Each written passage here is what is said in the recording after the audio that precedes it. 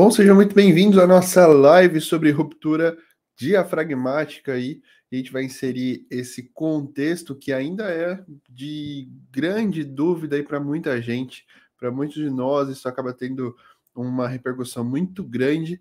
E é que eu queria apresentar para vocês um pouquinho.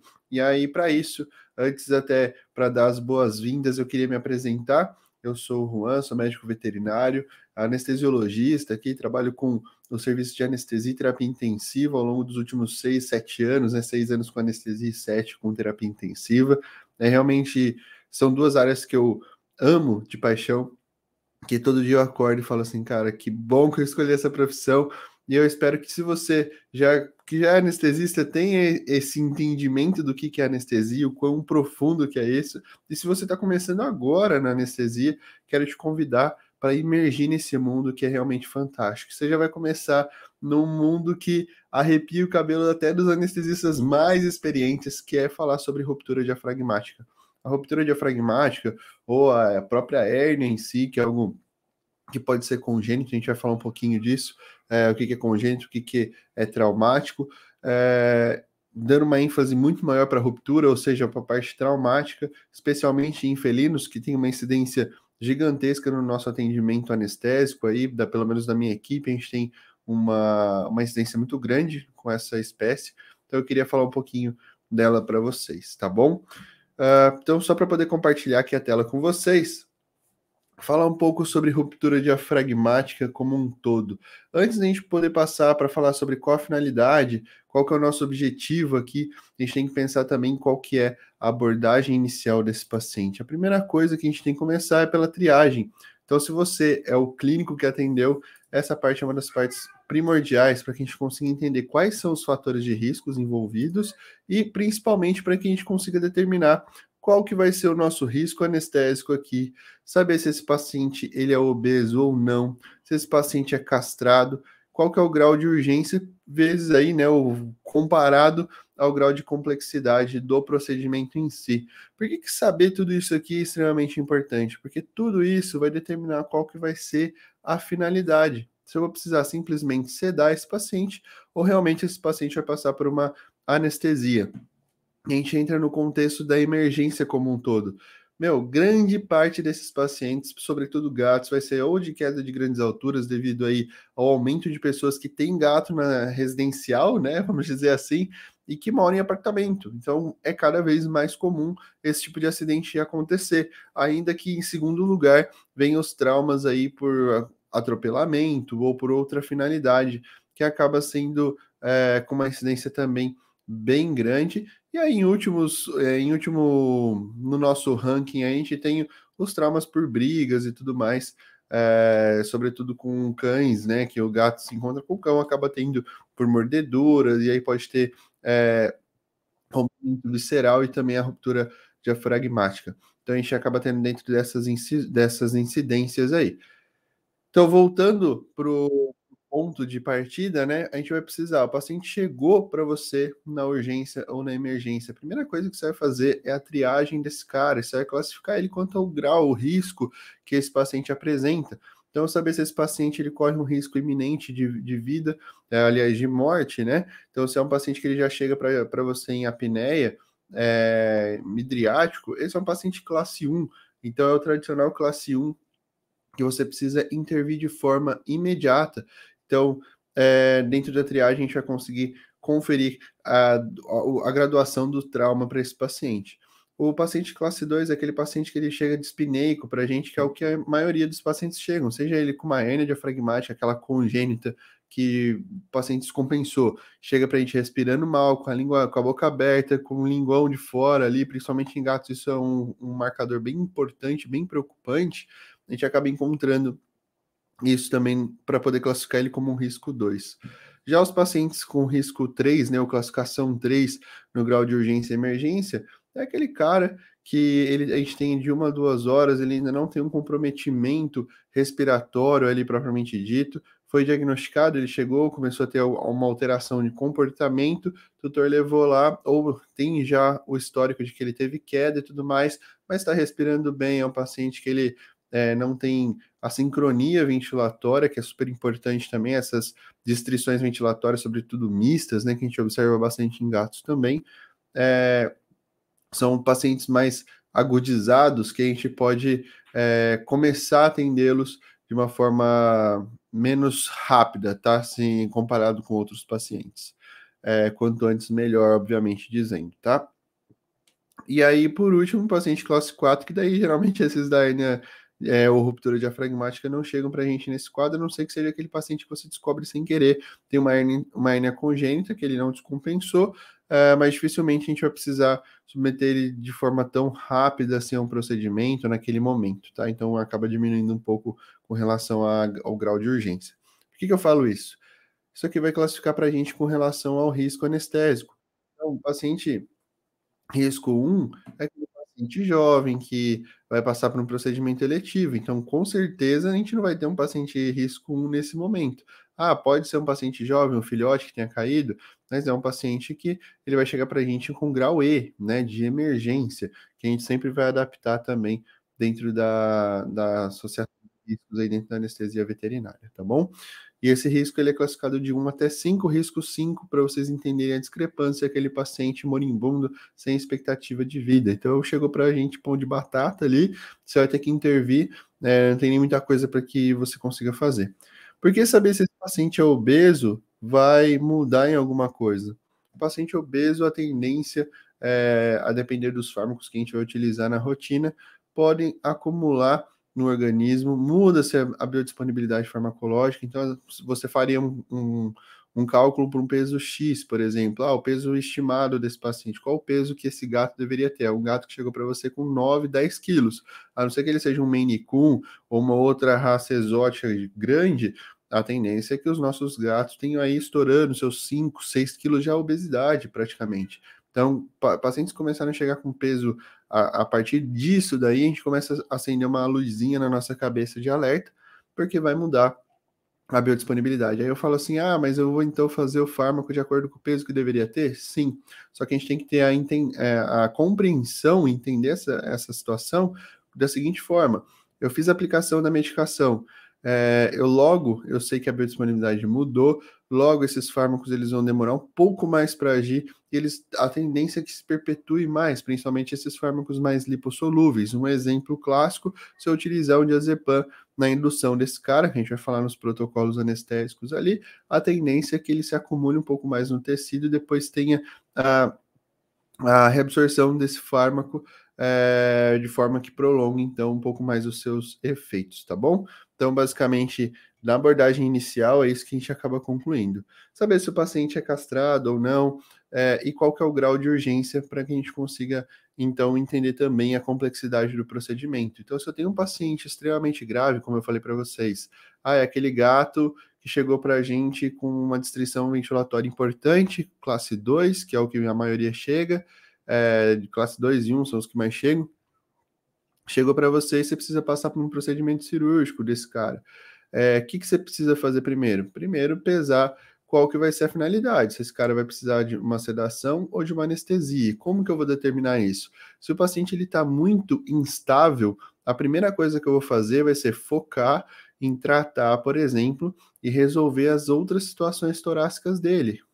Uma patologia muito comum de se acontecer nesses traumas, principalmente de queda de grandes alturas, é o paciente chegar com contusão pulmonar e também com pneumotórax. Ou efusões também podem acontecer de acordo com o trauma. Então, o que a gente tem que fazer? Muitas vezes, antes de submeter esse cara para um procedimento cirúrgico, a gente tem que fazer o famoso ABC, que é tão conhecido aí, né? Que é a manutenção das vias aéreas, da boa respiração e da circulação. E como que eu faço essa gerência para o meu paciente? A primeira coisa vai ser ofertar oxigênio para ele, relaxar, porque ele vai chegar com uma distrição ventilatória, além de fadigar muito rápido os músculos peitorais, tem um gasto energético gigantesco. Fora isso, a gente começa a ter fatores pró-inflamatórios, que também são vasodilatatórios também, que aí vai complicar, principalmente no nosso transanestésico. E aí eu vou falar para vocês mais para frente sobre o planejamento do voo. Por que é tão importante a gente conseguir fazer o planejamento? E aí você pode se perguntar, mas como que eu vou fazer a fucking planejamento de um paciente que chega para mim em urgência. Tem tudo, uma metodologia por trás. Então, eu vou explicar tudo isso para vocês aqui ao longo dessa live, tá bom? E aí, voltando para no nosso grau de urgência e complexidade, o que eu falei para vocês, fiz a manobra de via aérea, ofereci oxigênio, o paciente não melhorou, está começando a descompensar. Auscultei ele, vi que tem um abafamento, muito provavelmente esse pulmão ele está atelectásico, está mais contraído, pode ser por uma efusão, pode ser por pneumotórax, que basicamente é quando se rompe esse ar que estava dentro do alvéolo e ele vai para o meio extra, tá? Fazendo então essa compressão torácica, reduzindo o tamanho do pulmão desse paciente. Então, como que a gente vai conseguir melhorar isso? Primeiro, a gente fazendo a toracocentese, que é um procedimento rápido, que é ambulatorial, e você vai fazer com que esse paciente sinta dor. Tem como minimizar isso? Tem, através do quê? Sedação. Então, a sedação é um ótimo procedimento que a gente pode utilizar para esses pacientes que estão descompensados, tá? E sempre pesando se o risco vai superar o benefício. Se o risco de sedar esse paciente, levando em consideração o nosso risco anestésico aqui, se o risco for maior do que o benefício, eu não vou fazer. Eu vou tentar funcionar, vou tentar drenar esse tórax e depois a gente faz a terapia analgésica, tá? De forma mais adequada e a sedação. Agora, se o nosso risco aí ele não supera o benefício, então a gente vai precisar estabilizar. Então, se o risco for maior que o benefício, a gente vai ter que estabilizar esse paciente. Aí a gente precisa avaliar como que está o nível de glicose desse paciente, se vai ser necessário a gente fazer lavagem vesical, aumentar a gente melhorar essa pressão intraabdominal do paciente, tá? E a reanimação baseada em metas, então fluidoterapia. Essa questão da prova de carga, ela é muito, muito variável, porque além da chance de eu causar lesão de glicocálix, eu vou aumentar, né, por conta dessa própria lesão, fatores pró-inflamatórios, que vai piorar principalmente no que a gente chama da cascata, né, lá do nosso ciclo de Krebs, principalmente causando mais fatores anaeróbicos, então produzindo mais lactato, e dessa forma esse paciente vai ficando mais vasodilatado. E quando a gente pensa no paciente felino, no gato em si, é uma característica dele, o sistema parasimpático ele está mais atuante. Então, nesses casos de trauma, a primeira coisa que ele faz, aciona o parasimpático. Então, a tendência é cair, frequência cardíaca, cair, pressão arterial. Então, quando a gente começa a fazer prova de carga, tentando aumentar essa pressão arterial, ele vai se ajustando dentro do leito, tá? Vascular. Então, se esse paciente não tem uma hemorragia, não tem uma outra patologia aí, a hora que esse leito ele começar a comprimir, que ele começar a ganhar pressão, aí vai ter diferença de pressão e de proteína dentro do vaso, lembra da correlação de pressão oncótica e hidrostática? Basicamente é isso que a gente vai ter que tomar muito cuidado, porque existe uma chance gigantesca de a gente começar a causar edemas intersticiais, e eles podem ir principalmente para pulmão. Então lembra que eu falei para vocês, o paciente já está com pulmão, com pneumotórax, eu vou piorar esse quadro, porque além de ar na parte externa, fazendo força contra esse pulmão, eu vou começar a encher esse pulmão agora de água. Então, é muito importante a gente tomar cuidado na hora de escolher o fluido, quanto fazer de fluido, tá? Basicamente, para vocês poderem tomar nota aí, a gente vai variar com relação também às perdas desse paciente. Então, pacientes que tendem a ter perdas gigantescas, que têm hemorragia associada e tudo mais, geralmente a gente vai variar de 5 a 10 ml por quilo hora, tá? Agora, se é um paciente que as perdas dele é por conta da alteração respiratória, são poucas perdas, aí vai variar de 1 a 3 ml por quilo hora, ok? Bicarbonato extremamente controverso, porque, nossa, mas esse paciente ele pode estar em uma acidose. Cara, mesmo que você faça, use o STAT lá para você conseguir mensurar a hemogaso desse paciente, o uso de bicarbonato ele é bem subjetivo, tá? Então, normalmente eu coloco para vocês assim que 5% dos casos que eu tive de pacientes de UTI, de forma geral, eu acabei tendo que fazer suplementação com bicarbonato, a maioria não faço. Cistocentese de alívio pode ajudar também, principalmente com relação à pressão intraabdominal. Então, a gente tem que pensar que é um tórax que começa a ser comprimido, tem víscera ali que vai acabar tendo, por conta do rompimento dessa musculatura do diafragma, indo para dentro do tórax, e além de tudo isso, então, além de ar, além do edema que eu pude ter causado com a prova de carga, agora eu tenho víscera também empurrando e tamponando, principalmente pulmão e coração. Então, é um coração que ele acaba trabalhando bem limitado de espaço, então ele tem que fazer uma força muito grande para conseguir fazer uma manutenção a perfusão desse paciente. Então, o que que a gente vai alterar no débito cardíaco? Eu tenho uma supressão do débito cardíaco, onde eu tenho uma queda tanto de pré-carga e um aumento da pós-carga, porque eu vou ter víscera ali apoiada sobre a aorta, principalmente fazendo compressão, aumentando a força que se opõe. Então, o que que esse coração tem que fazer? Tentar aumentar a frequência cardíaca e, consequentemente, tentar aumentar também a força de contração desse coração para que ele consiga ejetar mais sangue, tá? Então, entender esses mecanismos aí da fisiologia cardiovascular é extremamente importante, extremamente fundamental para que a gente consiga abordar esses pacientes. Ah, mas nossa, está falando muita coisa, tá difícil um pouquinho de entender. Não tem problema. E aqui não é fazendo um jabá, mas já fazendo um jabá. No dia. A gente vai ter um curso que é a Missão Gatos, que eu vou falar só sobre anestesia particular, as particularidades da anestesia nos gatos. Então, isso vai ficar disponível aí para quem tiver o interesse de adquirir. Vai ser um curso super em conta, justamente para conseguir fomentar aí e disseminar as informações. Então, lá eu vou falar sobre particularidades da farmacologia, eu vou falar sobre fisiologia cardiovascular do gato, falar um pouco sobre metabolismo desses fármacos, né? Então, entrando ainda na farmacologia, entendendo um pouquinho as vias de metabolização, quais são as dificuldades, o que a gente pode evitar para o paciente felino, até a gente conseguir fazer todo o planejamento anestésico, que é o que sempre vai ter, que é o nosso planejamento de voo aqui, tá bom? Como que a gente começa até onde a gente termina. E aí, voltando para o que realmente interessa, porque eu fiz esse parêntese aí, justamente para vocês entenderem que lá eu vou dar toda a base da fisiologia cardiovascular para vocês entenderem justamente todos esses mecanismos lá, daquelas fórmulas de débito cardíaco, que é igual a frequência cardíaca vezes o volume sistólico. O que que é o volume sistólico? É pré-carga, pós-carga, tratilidade, tudo isso vai entrar na cabeça de vocês. Então, por isso que eu estou gravando essa aula também, que daí vocês conseguem me cobrar lá no grupo que eu vou abrir para vocês, tá bom? Então, basicamente, é isso que nós temos com relação à sedação.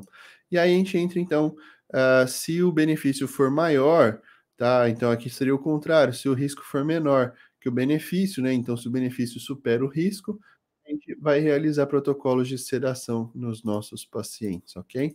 Quais são esses protocolos aqui? Eu deixei em aberto justamente para a gente poder discutir bastante coisa. Mas, de forma geral, o que que esse paciente ele vai precisar? Ele está angustiado, ele precisa de um controle de dor. Então, o protocolo A aqui que eu utilizaria para esse paciente, se eu não tivesse muita coisa para fazer, a gente coloca aqui como nosso protocolo A. Só apagar aqui. Como protocolo A, a gente pode utilizar simplesmente um opioide potente, porque a gente sabe que vai garantir uma boa analgesia.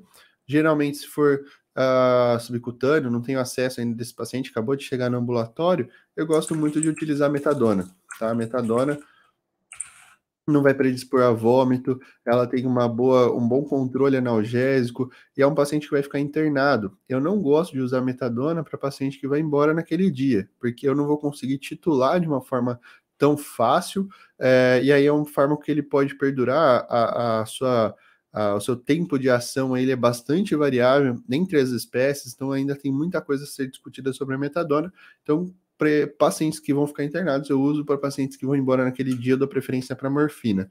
Ah, mas a morfina pode vomitar, por isso que a gente entra com antiemético, a gente pode entrar com serene, a gente pode entrar com outros medicamentos, tá bom? Então, protocolo A, sequinho para aquele paciente classe 1 e 2 ali, bem complicado, tá? Se eu fosse pensar num protocolo B, já pensando num paciente agressivo, um paciente bem bravo, um paciente complicado, aí a gente pode começar a pensar em utilizar tranquilizantes e sedativos mais potentes. E aí a gente tem que ver que a maioria deles, eles vão alterar o débito cardíaco, que já está alterado, ele vai suprimir o débito cardíaco, esse paciente já não tem muito. Então aqui pode ser que a gente consiga agravar bastante a situação. No entanto, a gente tem uma questão mais paradoxa aí, que embora a dexmedetomidina ela reduza o nosso débito cardíaco, deixa eu até colocar ela aqui que daí vai ficar mais fácil de a gente visualizar. A dexmedetomidina é um fármaco que ele vai reduzir o débito cardíaco, no entanto, ele vai aumentar o volume diastólico, então vai aumentar o preenchimento desse coração. Embora possa aumentar a pós-carga, essa pós-carga já está aumentada. Então, pela supressão da frequência cardíaca, pode ter uma queda da pressão arterial também, que seria interessante para esse paciente, para que a gente aumente ainda mais o volume diastólico. No entanto, a gente tem que tomar cuidado se esse paciente já tiver com um tamponamento que cause uma arritmia. A gente deve evitar, tá bom? Aí eu posso utilizar a própria metadona ou morfina. Como eu falei para vocês, na emergência eu gosto, se for fazer um protocolo de sedação somente a metadona, eu acho que é legal. E aí, se for falar para vocês sobre a ketamina, paciente bravo poderia utilizar, só que eu estou com um paciente que está com tamponamento cardíaco, então eu vou fazer uma medicação que vai piorar essa questão, então eu posso induzir a parada cardiorrespiratória. Então, por esse motivo, eu não gosto de utilizar a ketamina nesses casos, tá? E aí, só para não ficar igual aqui, o que a gente poderia também substituir? Só que daí eu teria que pensar em outras questões para nossa analgesia. Vou colocar como protocolo C, acho que vai ficar melhor para vocês, como um protocolo adicional aqui. Ó, protocolo C. Um protocolo C, o que eu poderia indicar para vocês aqui seria o próprio butorfanol, que ele poderia ser sozinho ou associado, tá? Aí ele pode ser associado com a própria dexmedetomidina, com a própria dex, ou eu posso fazer com a cepromazina, com ressalvas. Para gato eu não gosto de usar, para cão pode ser utilizado desde que esse paciente não esteja muito vasoplégico. O que é vasoplegia? Pressão muito baixa, muito vasodilatado, aí eu acabo evitando. Então, o paciente que está ali tendendo a normotensão ou hipertenso, pode ser benéfico para o paciente a utilização da cepromazina, além do efeito tranquilizante. A cepromazina ela só tem esse efeito benéfico, que é a tranquilização do paciente, quebrar essa ansiedade. Não tem efeito relacionado ao controle de dor. Então, por isso que eu sempre penso bastante em usar a dexmedetomidina no local, porque além de tudo eu vou ter tranquilização, sedação e eu tenho um controle de dor adjuvante aí. Então, acaba sendo um protocolo bem legal também para a gente conseguir adicionar, tá? E aí eu consigo fazer as manobras que vai ser principalmente relacionada à toracocentese, de alívio. Se for necessário fazer então a intubação desse paciente para poder melhorar essa ventilação, eu posso utilizar desse protocolo. E aí eu posso fazer um bloqueio periglótico. Aí eu vou associar anestesia geral, que é o que a gente vai falar na sequência. A gente vai falar sobre anestesia aqui. Por isso que eu ainda não vou entrar nessa ênfase, tá? Então, a gente pode utilizar esse daqui para fazer as punções torácicas, para poder ofertar oxigênio, quebrar, porque às vezes a gente vai colocar na máscara, vai colocar a cânula nasal, o paciente fica extremamente estressado, isso vai piorar pra caramba a sua conduta para conseguir fazer a estabilização desse paciente. E quando que eu vou para os exames de imagem depois da sedação? Só depois que eu estabilizei o cara. A hora que eu comecei a atingir um índice satisfatório de ventilação, a hora que eu comecei a melhorar os quadros perfusionais, daí eu não vou falar somente da saturação, que a saturação é um deles, mas o próprio TPC, coloração dessa mucosa, como que tá, o aspecto, além disso, a temperatura também é extremamente importante, para que a gente consiga mensurar todos esses parâmetros, tá? E não basta só ver número no seu oscilométrico, lá no seu oxímetro de pulso, você precisa ver também a curva plexismográfica, para que você consiga entender de fato como que funciona, se esse paciente ele tem a tendência de estar mais vasodilatado, mais vasoconstrito, e aí tudo isso você vai abordando na sua manutenção, tanto do protocolo de sedação quanto de anestesia, tá bom? Então, sobre sedação, acho que esses 3 protocolos funcionam bem, mas a maioria dos casos, quando eu já vou pegar esses pacientes nas clínicas que eu tô, já fiz esse tipo de treinamento com eles, falar, ó, como que você deve fazer, geralmente eu chego no segundo passo já, que é a fase pós-estabilização, que é a fase pós-sedação, toracocentese, tudo isso, para chegar no procedimento anestésico. E aí, o que eu faço? Anestesia, quando que eu vou anestesiar ele? Através do meu planejamento de voo. Inclusive, esse também é um curso que é um curso extremamente prático, que a gente volta a falar também sobre fisiologia, farmaco. Na semana inteira a gente vai fazendo umas lives, assim como essa que vocês estão assistindo aqui, para que a gente consiga ter um diálogo, conversar, falar a mesma língua, para chegar na sexta-feira a gente treinar bastante em cadáver. No cadáver, o que a gente vai treinar? Intubação orotraqueal, acesso venoso, colocação de sonda endotraqueal, ou dos traqueotubos da vida, né? Fazer manobras de traqueostomia, cricotirotomia, punção de cricóide, tudo isso é aprendido. E também eu ensino sobre reanimação cardio-cérebro pulmonar para conseguir, caso tenha alguma intercorrência, você saiba como que você deve fazer, qual que é o protocolo recover, que é o que geralmente eu utilizo, como que você deve proceder num caso de emergência no transanestésico, tá bom? É extremamente importante você saber disso. É isso, tem no curso do planejamento de voo, que basicamente eu falo sobre as fases da anestesia, e não só isso, a gente vai muito além, tá? Então, a primeira fase seria a nossa pré-anestesia. Então, nessa fase de pré-anestesia, a gente pode utilizar já esse protocolo de sedação, que a gente já adicionou aqui inicialmente, eu acho que é legal. A gente ainda pode passar de fase, tá? Se esse paciente permitir. Então, além da avaliação pré-anestésica, que é aquela primeira que eu falei para vocês, a medicação pré-anestésica, que é onde eu vou começar a fazer o protocolo anestésico propriamente dito.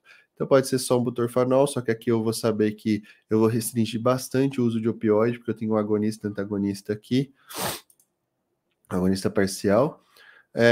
Protocolo B pode ser metadona, a ketamina que vai depender muito desse paciente, o tamponamento cardíaco, como eu comentei inicialmente com vocês, e a dexmedetomidina que eu acho interessante, principalmente em gatos mais agitados e mais bravos. Ou só a metadona, que eu também gosto bastante, então só corroborando com o que a gente falou ali. A gente começou, então por que é o planejamento do voo? A gente foi lá, fez, nenhum piloto de avião inicia um voo assim, ó, eu simplesmente vou decolar um Boeing 737 e vou pousar. Ele tem checklist, ele tem que é a nossa avaliação anestésica, onde a gente obtém as informações desse paciente, se é um paciente que veio do trauma, qual tipo de trauma, se foi queda de grandes alturas, se foi briga, se esse paciente foi atropelado, qual que foi a causa dessa ruptura, propriamente dita, e como que tá a parte hemodinâmica desse cara, como que tá a pressão arterial, como que tá a saturação, como estão os índices perfusionais, quanto que está esse lactato, se for possível, mensura hemogaso. Então, como que esse paciente está para o procedimento, porque ali eu já passei dessa fase de saber se o risco supera o benefício ou não, se eu vou precisar estabilizar o paciente ou se eu já vou poder submeter ele a uma anestesia geral para poder operar. Esses dias eu postei até nos stories, muitos de vocês acompanharam, porque daí se inscreveram através disso, do paciente Dollar. Esse paciente é um gato, um SRD, ele tem 5 anos e meio, se eu não me engano, preciso só conferir. E esse paciente ele chegou para a gente num grau já bem grave. As meninas estabilizaram ele lá no atendimento inicial, me chamaram, a gente operou ele no dia seguinte. Ah, nossa, mas como assim? Vocês operaram no dia seguinte uma ruptura diafragmática? Sim, porque se eu operasse ele naquele momento, o risco não supera, o benefício não superaria o risco. Então o risco seria muito mais alto que o benefício. Então não valeria a pena. Então qual que é a conduta? Fez a pseudoanalgesia desse paciente, deu suporte, tanto básico para esse paciente, o suporte ventilatório, e aí depois ele estava pronto o suficiente, fez a toracocentese e tudo mais, para que esse paciente estivesse pronto para eu conseguir anestesiar ele no dia seguinte, que foi o que aconteceu, onde então, ao invés de fazer toda essa medicação pré-anestésica, porque ele já estava com metadona, tinha sido feita 4 ou 5 horas antes do procedimento, então o que eu fiz para ele? A gente passou direto para a fase de indução. Então eu posso, dentro desse planejamento de voo no paciente grave, brincar um pouco, e geralmente a gente vai passar direto para as fases de indução, nem sempre a gente faz a medicação pré-anestésica. Ah, mas realmente faz sentido sempre passar para indução ou para manutenção da anestesia ao invés de fazer o pré? Sim ou não? A resposta é tempo esgotado. Não. A gente não precisa justamente passar para indução, vai variar de paciente para paciente, qual que é o requerimento dele. Por que a gente faz a fase de medicação pré-anestésica, para depois indução e manutenção? Porque dessa forma eu associo vários fármacos, a ideia principal é essa, associar vários fármacos que eu consiga, para o paciente, analgesia suficiente para o procedimento, que eu consiga relaxamento muscular, tranquilização, quebra da ansiedade, consiga promover, em outras palavras, o melhor momento para esse paciente. E é isso que a gente faz, tá? Então, basicamente, são essas as fases que a gente acaba dividindo. E por último, e aí voltando, né, ainda nessa lógica, né? A gente usa a dose mínima efetiva, logo a gente vai ter o melhor dos fármacos, então o máximo dos benefícios que a gente vai utilizar de cada um dos fármacos que a gente escolheu, e consequentemente a gente vai ter menos problemas relacionados, então, aos efeitos adversos, como é o caso da cepromazina, por exemplo, que eu sempre, se for usar, é uma dose fixa. Para braquicefálico, seja cão ou gato, gato quase não usa a cepromazina, mas 0,015 miligramas por quilo, tá? E para animais SRD e outras raças, seja cão ou gato, 0,03 miligramas por quilo de acepromazina, sempre associado, tá? Para que tenha o sinergismo, que eu consiga ter a tranquilização. Porque, ao contrário do que se pensa, né, principalmente depois que teve a moda do Acepran gotas, a galera fala, dá tantas gotas, não deu, faz repique, vai fazendo repique, a tendência é só acumular os efeitos adversos desse fármaco. Então, esse fármaco não é para ser utilizado como dose dependente, dose-efeito dele não é dependente, só os efeitos maléficos, digamos assim. Então, quais são eles? Hipotensão severa pode acontecer, o paciente pode entrar em choque. É um fármaco que ele não tem antagonista, então é um outro ponto a se considerar. Fora isso, a gente vai ter aquele efeito de excitação paradoxal que pode também acontecer. Então, quanto maior a dose, maior a chance de acontecer esses efeitos que a gente não quer desse fármaco, beleza? Então, por isso que a gente pode fazer a medicação pré-anestésica tranquila aqui. Se ele não tiver esse suporte, eu sempre faço. Se ele já tiver na internação, eu já venho para a fase de indução anestésica, que aí eu coloquei mais 3 protocolinhos aqui para vocês, depois eu disponibilizo esse mapa mental. O primeiro protocolo de indução anestésica é muito utilizado na rotina de UTI, midazolam com fentanil. Então você vai fazer lá a dose de 2,5 microgramas a 5 microgramas de fentanil, em média é isso que a gente utiliza, puxa na seringuinha com midazolam.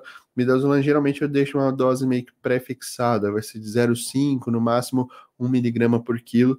Eu venho fazendo dose efeito, não faço bolos rápido, ele tem que ser um bolos lento, para que a hora que o paciente começar a deprimir um pouco o sistema nervoso, a gente já passe para a sequência de intubação rápida, para a gente obter as vias aéreas. Porque a partir do momento que eu vou fazer essa supressão do sistema respiratório e cardiovascular, a tendência é esse gato já começar a ficar mais cianótico, ou esse cão ficar mais cianótico. E o grande segredo da ruptura diafragmática é o momento da indução e de intubação. É aqui que é onde vocês vão ver a maior taxa de mortalidade. Aquele paciente que, demorei para intubar, eu não deixei tudo separadinho aqui, o tubo que eu precisava, o tubo do tamanho certo, não consegui, eu tive dificuldade de entubar. Teve dificuldade, tá com dificuldade na via aérea, tá difícil mesmo, não pensa duas vezes, passa por uma punção de cricoide ou já passa direto para uma tráqueo, porque você perder tempo ali, a chance desse paciente entrar num colapso cardiorrespiratório e realmente entrar em parada, e aí muito dificilmente você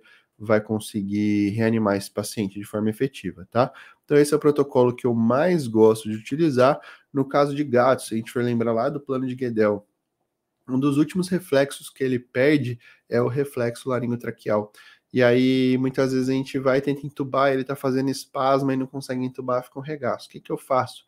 Por convenção, fiz esse protocolo, ele já deu aquela relaxada de mandíbula, abra a boca, dou um splashzinho de lidocaína no volume de 0,1 ml por animal, tá? Faço esse splashzinho, aí dou uma massageada e faço. Isso vai reduzir, embora a latência dali vai demorar muito mais tempo para poder agir, ali já é o tempo necessário para que a gente consiga entubar de forma rápida o nosso paciente e evitar que a gente tenha outros problemas, tá bom? Porque senão às vezes você vai tentar entubar, mesmo o gato cianótico, ele lá perdendo a consciência e morrendo, ele vai fazer o espasmo ali laringotraqueal e você não vai conseguir entubar ele nunca. Então vale muito a pena você tomar bastante cuidado com isso. Protocolo B, propofol com ketamina, famoso ketofol. Embora a gente tenha falado da ketamina, geralmente eu uso 0,5 miligramas por quilo, 0,5 a 1 miligrama. depende, né? E pensando com relação ao tamponamento cardíaco, obviamente, com 1 miligrama de Propofol e vem fazendo dose lenta, vai fazendo volume, o splashzinho ali, né? O bolus, de forma bem lentinha, e a dose é feito, tá bom? Normalmente a gente utiliza a dose máxima puxada ali de 1 miligrama, 1 ou 1,05, de forma até concluir, e a gente já consegue ter uma depressão do sistema nervoso e posteriormente já conseguir fazer a sequência de intubação rápida do paciente. E protocolo C, que seria o fentanil com propofol. Então eu faço o fentanil, 2,5 microgramas, espero ali seus 10 a 15 segundos e eu faço o propofol dose efeito. Aqui a propensão a chance de causar mais apneia é muito maior, então esse é o protocolo que eu menos utilizo, mas ele pode ser utilizado também. E se fosse colocar um protocolo extra aqui, adicionar um protocolo D, que ficaria como C, porque eu utilizaria mais ele do que esse propriamente. Tendo tempo, você estabilizou esse paciente, você pode fazer remifenta durante 2 minutos antes, tá? 2 a 5 minutos. Vou colocar 2 a 5 aqui para ficar mais claro. 2 a 5 minutos antes de induzir.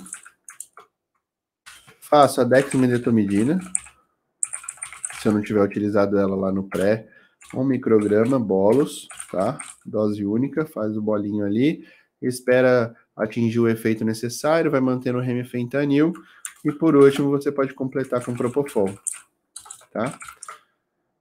Geralmente você vai utilizar a dose bem baixa de cada um deles, vai atingir o nível necessário, aí só faz o bloqueio periglótico, e aí já intuba o paciente e vai para manutenção anestésica, que é a nossa próxima fase aqui do planejamento de voo, que é quase durante o voo de cruzeiro, digamos assim, um paciente grave, a chance de você ter um voo tranquilo é um pouco mais difícil, você vai ter bastante trabalho, mas é a mesma coisa que pegar um teco-teco ali, tentar voar próximo da região nordeste do Brasil, que venta bastante, tem muita turbulência ali.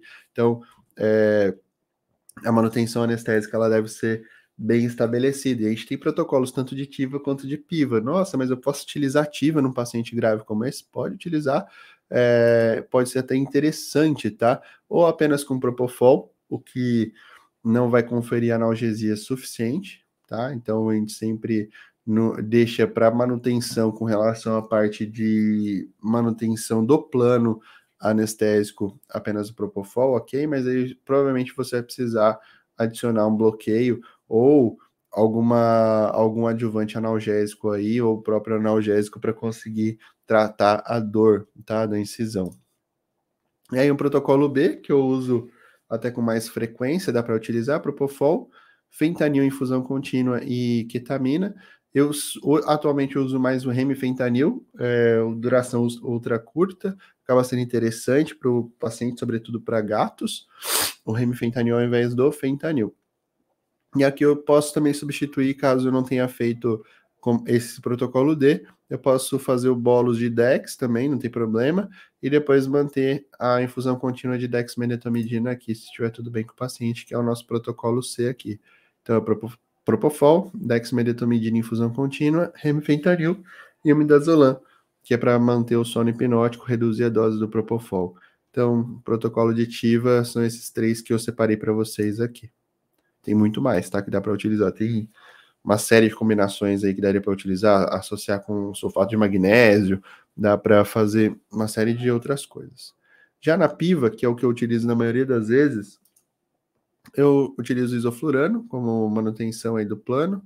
E aí, para quem tem pouca bomba, para quem não tem muito material, dá para fazer numa bomba de equipo, Milk Filk ou Remifilk ou Dex Remifilk, tá? Que é a associação de morfina, lidocaína e ketamina, ou fentanil, lidocaína e ketamina, ou remifentanil, lidocaína e queta, ou a dexmedetomidina, remifentanil, lido e queta. Ah, mas é gato, intoxicação, a gente utiliza uma dose mais baixa aí, uma concentração mais baixa para gatos, tá? Ou pode até suspender a lidocaína sem problemas.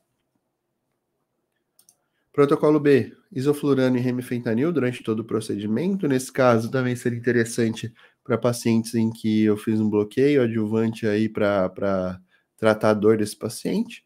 E o protocolo C seria isoflurano, remifentanil, dexmedetomidina e ketamina. é um outro protocolo bem legal que eu gosto bastante. E aí as associações de bloqueios, tá? A gente pode fazer peridural analgésica. Aí fala, nossa, mas como assim? Peridural analgésica? Como que vai pegar o bloqueio da peridural analgésica, né? Então a gente fica muito bravo com isso, mas e não precisa ser peridural alta, tá? Isso tem vários trabalhos aí que justificam lá na USP, a maioria acaba sendo realizado a peridural analgésica com um volume um pouco maior para conseguir aumentar o controle de dor das fibras sensitivas, tá? Não faz bloqueio motor, obviamente, por motivos óbvios, eu não quero paralisar esse diafragma, então eu utilizo analgésico fazendo bloqueio sensitivo, principalmente associando esses protocolos, tá? O protocolo A, geralmente eu faço só a morfina e eu diluo ali de 0,34, aqui saiu 0,4, é 0,34 ml por quilo, ok? Então eu faço a conta de 0,1 de morfina, 0,1 a 0,2, geralmente quando eu quero atingir mais alto eu faço 0,24 de morfina e 0,34 miligramas por quilo.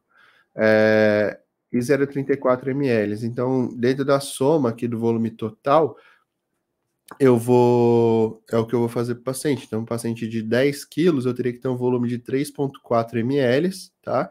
De soro no volume total, eu teria que subtrair pelo volume da morfina. Então, a morfina que eu teria em torno de 0,2 ml de morfina, daí eu subtraio pelos 3,4, então vai ser 3,2 ml aqui no volume total. Não sei se ficou claro aí para vocês, mas vocês podem me mandar mensagem que eu ajudo vocês com relação a isso.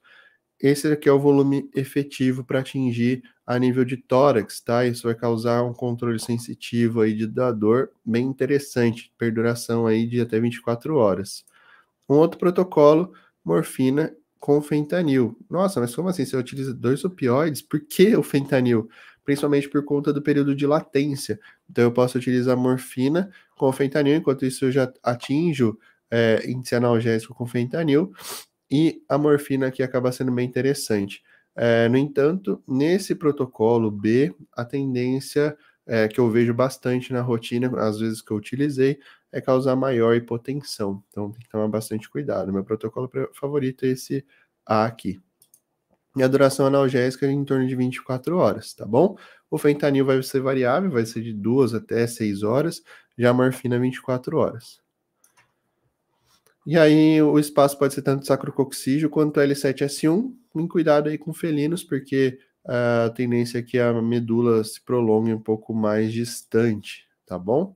E o outro caso é o plano serrátil. O bloqueio do plano serrátil ele pode ser feito às cegas ou com o auxílio de ultrassom. Para que a gente utiliza ele? Para pacientes que eu vou ter que colocar dreno torácico. Então é aquele paciente que voltou a fazer pneumotórax, voltou a fazer efusão, esses caras eu utilizo. O bloqueio. Então pode ser só com bupivacaína, pode ser só com lido, pode ser com levobup. Enfim, não importa o anestésico local, o que vai importar é o período de latência, tá? E aí, geralmente, eu utilizo tanto para colocação de dreno, quanto só para toracocentese recorrente. Então, aqueles pacientes que eu vou drenando o tórax ali por conta de pneumotórax, o hemotórax, ou seja lá outra situação, tá? Então, basicamente, essa é a conduta que eu faço para os pacientes até a manutenção. Aí, a recuperação é a fase mais importante para esse tipo de paciente.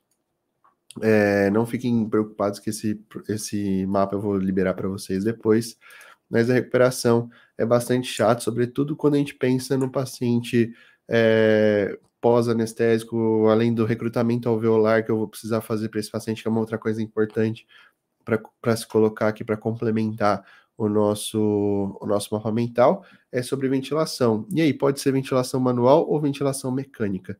A mecânica é indispensável, no entanto, foi o que eu comentei também em stories. Muitas vezes a gente não tem acesso à estrutura que eu tenho um ventilador mecânico. Então, como que eu vou fazer a ventilação desse paciente? Vou deixar ele morrer? Não vou fazer anestesia? Se eu tiver um lugar que tem um suporte, beleza, eu vou lá e transfiro se esse paciente tiver condições de transferência. Se não, vai fazer na manual mesmo. A gente tem as famosas pressões aí que a gente pode fazer, que são as PIPs escalonadas, para tentar fazer o recrutamento alveolar desse paciente. O ideal é que você tenha manômetro no seu aparelho de anestesia, porque daí você consegue ver o quanto de pressão que você está colocando. As cegas fica um pouco mais difícil. Daí você começa a trabalhar muito na fé, né? A gente não trabalha com a fé, a gente é cientista, concorda comigo? Você é médico, veterinário, então você é cientista, ou estudante que vai se tornar um cientista. Então a gente trabalha com a ciência aliada. Então não tem como eu ficar prevendo, falar assim, não, essa pressão aqui na minha mão, ó, acho que aqui deu 20 de pressão. Não, não tem como. Ah, então eu vou no olho aqui, vamos ver, até ficar rosinha aí, pronto, aí você rompeu, aí piorou o pneumotórax do paciente que já tá com o pulmão bem frágil. Então a gente tem que tomar bastante cuidado. Fora isso, nos pacientes graves, a gente também tem o famoso pulmão duro. Vocês vão me ouvir falar bastante disso na semana do paciente grave, inclusive convido vocês, evento gratuito aí dos dias 12, 13 e 14 de junho, daqui 2 semaninhas, para a gente conseguir falar bastante sobre anestesia do paciente grave, que vai ser bem legal, tá bom? Então vocês já estão mais do que convidados aí. Então, na ventilação, se eu for trabalhar com ventilador mecânico, geralmente eu vou trabalhar numa pressão aí para gato de 8 até 15, para cão geralmente de 10 a 15, podendo chegar até 20 de pressão expiratória, vai depender muito do meu paciente. Trabalhando sempre com PIP, né, que é a pressão expiratória final, é uma ventilação mais protetiva. Só que daí a gente começa a entrar num momento muito mais profundo da coisa. Eu teria que preparar uma aula só sobre ventilação para falar desse mundo para vocês. Então aqui vai ser só uma pincelada bem breve mesmo sobre ventilação. Nesse quadro de ventilação, o que a gente costuma fazer na hora de recrutar esse paciente? O cirurgião foi lá, fez a rafia ali do diafragma. Então suturou, belezinha, foi lá, puncionou, tirou o ar, maravilha. Agora eu preciso fazer a expansão, eu tenho que abrir esse alvéolo. Então eu vou começar a fazer uma pressão positiva. Eu jogo pressão positiva nele para tentar aumentar o máximo possível. Deixa eu ver se eu consigo desenhar aqui para vocês na tela, que eu acho que dá. Deixa eu puxar aqui, ó. Se eu não conseguir, depois eu mando para vocês um exemplo. Eu adoro exemplos assim de desenhos e acho que fica mais fácil para a gente conseguir entender. Mas se não for possível, não tem problema. Aqui não vai ser possível. Mas como que eu gosto de fazer? Deixa eu ver se aqui tem alguma ferramenta. Abre foco. Acho que não, pessoal. Não vai ter mesmo. Não tem problema. Assim que tiver, eu mando para vocês uma explicação melhor, pode ser em papel mesmo. Eu preciso abrir esse alvéolo, então eu começo a jogar pressão positiva para estufar esse alvéolo para que consiga ter a troca gasosa, ou seja, a hematose, que é basicamente jogar CO2 para fora e colocar o ar oxigenado para a corrente sanguínea para poder perfundir os órgãos e tudo mais. Então esse é o primeiro ponto. Então, logo, quando eu faço a pressão positiva, o que vai fazer? Esse alvéolo vai distender e depois, quando essa pressão sair, ele vai fechar. Quando eu faço esse movimento, ele abre, fecha, abre, fecha, abre, fecha, eu vou causar lesão, vou causar inflamação. Aí eu começo a entrar na síndrome da angústia respiratória aguda do paciente, porque eu vou gerar tanta inflamação, vou lesionar tanto esse alvéolo, que a chance desse paciente depois ficar com o pulmão duro, né, que é o que acontecia muito nos pacientes de Covid, é muito grande. Então tem que tomar muito cuidado com a pressão. Daí por isso que a gente deixa o que a gente chama de ventilação protetiva, que é uma pressão positiva final, que é a famosa PIP. Essa PIP ela vai deixar esse alvéolo, depois que ele distende até a pressão que a gente setou no ventilador na ventilação controlada, a hora que eu tiro, ele vai voltar para uma pressão ali de 3 a 5 milímetros, tá? Para conseguir manter sempre esse alvéolo aberto, para que ele não fique fazendo esse movimento, fecha, abre, fecha. Mesmo assim, a gente sabe que a gente pode causar lesão, mas é muito menor, a gente começa a diminuir esses riscos aí para os nossos pacientes, tá bom? Então, ventilação mecânica, basicamente é assim que a gente faz. Na manual, a gente vai insuflando, vai fazendo o que a gente chama de pipa escalonada. Como que funciona? A gente vai aumentando essa pressão a cada 10 milímetros, aí vai tentando distender esse pulmão. A gente vai deixando ele de 5 a 10 segundos, o tempo inspiratório que você está fazendo. Então você faz a conta lá, 1, 2, 3, 4, até chegar no 5 a 10, e aí tira deixa o paciente respirar de forma passiva. Aí eu fiz 10 de pressão, daqui a pouco eu joguei para 20, de 20 eu joguei para 25, de 25 eu joguei para 30, aí eu venho fazendo a escalonada, por isso que ele chama escalonada, que é uma escada, é imaginar uma escada. Então de 30, 25, 25, 20, 20, 15, 15, 10, tá? E a gente vai fazendo isso pelo menos 2 a 3 vezes para tentar deixar esse pulmão aberto para o seu paciente. E é dessa forma que a gente conduz muito bem um caso de hérnia ou ruptura diafragmática, tá? E aí depois o BO vai ser todo da internação, porque daí vai ter toda a consequência do trauma, todos os fatores pró-inflamatórios, trombóticos e tudo mais que vai chegar para esse plantonista. Mas a questão de controle de dor adequado você vai conseguir fazer. É um paciente que vai estar acessado, vai receber fluidoterapia, se for necessário, vai ser infundido vasoativo para esse cara, para manter essa pressãozinha sempre estável, tá? Tomando cuidado bastante com infecções secundárias, enfim. E é assim que a gente acaba abordando bastante o nosso paciente com ruptura diafragmática. Parece um mapa de outro mundo, né? Tem muita coisa, mas utilizando de forma bem sequinha, bem sucinta, é dessa forma que a gente trabalha e acaba funcionando super bem, tá? Então era basicamente isso que eu queria falar para vocês hoje. Se não tiver nenhuma dúvida aqui, vocês podem me mandar também por e-mail, que pode ser o e-mail que eu enviei para vocês, ou pode mandar lá no grupo que eu vou deixar aberto para vocês para mandarem questões, tá bom?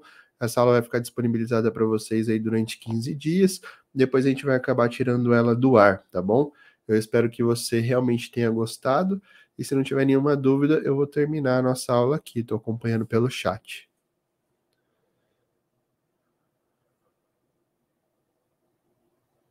Nenhuma dúvida? Vocês estão craques, então, em ruptura diafragmática? Bom, pessoal, então eu vou terminar nossa aula por aqui. Essa foi a nossa aula sobre ruptura diafragmática. Eu espero você na semana do paciente grave, tá? Então, se você gostou, já me comenta lá, marca a gente nos stories, fala que você está assistindo aqui, que é super importante para a galera começar a acompanhar, tá bom? Um beijo no coração, valeu e até a semana do paciente grave.